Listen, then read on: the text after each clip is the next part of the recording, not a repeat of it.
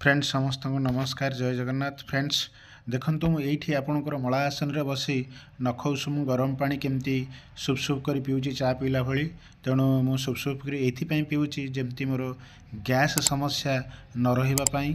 तेणु मो शारीरिक प्रोब्लेम केमती मते न हबो सेथि पई मु सुप सुप कर बसी गरम पानी पिउची। आपण माने देखुथिबे चा पीला परी मला आसन रे बसी आपण माने भी मध्य मला आसन रे बसी जदि सकाळु उठी खाली पेटरे एई पानी पियंती नख उषुम गरम पानी पियंती ताहले आपणकर भी गैस समस्या केबे भी रहिबो नाही। फ्रेंड्स देखंतु शारीरिक बा बोन प्रोब्लेम पाई बा आपणकर स्पाइनल कॉर्ड प्रोब्लेम पाई मु एई एक्सरसाइज करूची। आपण माने देखुचंती जो एक्सरसाइज मु करूची जदि आपण एई एक्सरसाइज प्रत्येक दैनंदिन करंती तेणु ताहले आपणकर भी स्पाइनल कॉर्ड प्रोब्लेम भी धीरे धीरे गायब होबो, अंटा दरज गायब होबो। तेणु आपण माने एई एक्सरसाइज करंतु।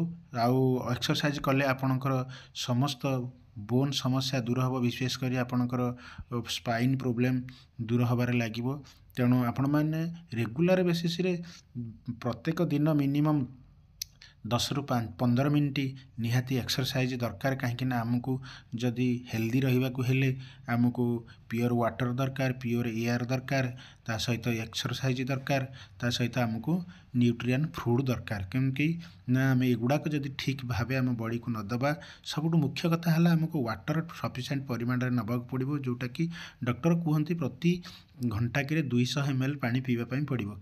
तेणु फ्रेंड्स आपण मैंने यही काम करंतु, एक्सरसाइज करंतु। आ द्वितीय कथा है आपणकर बसी बा मला आसन रे बसी आपण सुप सुप करी किछि गरम पानी मध्यम पियंतु। आ रेगुलर बेसिस रे कौन करूचंती ना आपण मैंने एक्सरसाइज करंतु।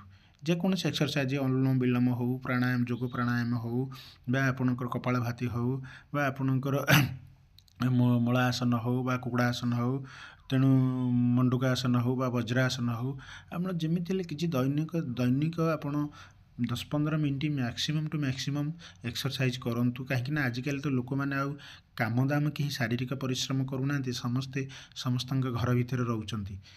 तेणु फ्रेंड्स मु कहिबे एतिकी आपण मानकु, आपण माने जदि एक्सरसाइज करिवे आउ एमती गरम पानी पीबे आपन शरीर सुस्थ रहबो। जय